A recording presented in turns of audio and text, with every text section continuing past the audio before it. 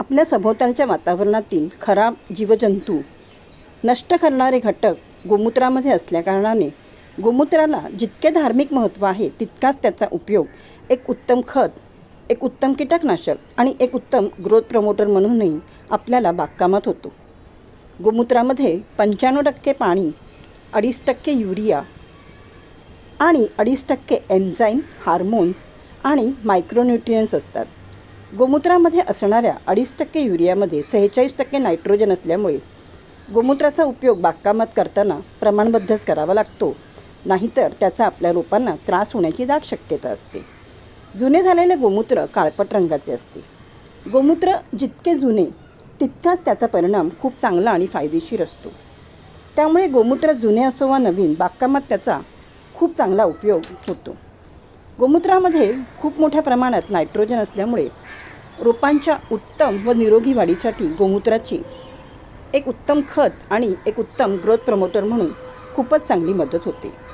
गोमूत्र खत म्हणून साध्या पाण्यात मिसळून मातीत दिल्याने रोपांच्या उत्तम वाढीसाठी आवश्यक असणाऱ्या प्रथिनांची मातीमध्ये निर्मिती होण्यास गोमूत्राचा खूप चांगला उपयोग होतो.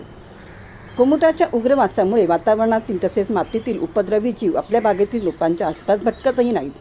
भाजीपाला, फळझाडे, फुलझाडे यांचे सीडलिंग करताना गोमूत्राचा खूप चांगला उपयोग होतो. वाटीभर साध्या पाण्यात गोमूत्राचे फक्त 1 ते 2 थेंब टाकून जर त्याच्या बिया रात्रभर भिजत घालून सकाळी मातीत रुजवण्यासाठी लावल्या तर त्या खूप छान रुजून येतात. आपल्या बागेतील जुन्या व चांगल्या सेट झालेल्या रोपांवर कीटकनाशक म्हणून गोमूत्राचा फवारा करताना 1 लिटर साध्या पाण्यात फक्त 10 ml एवढेच गोमूत्र मिसळावे.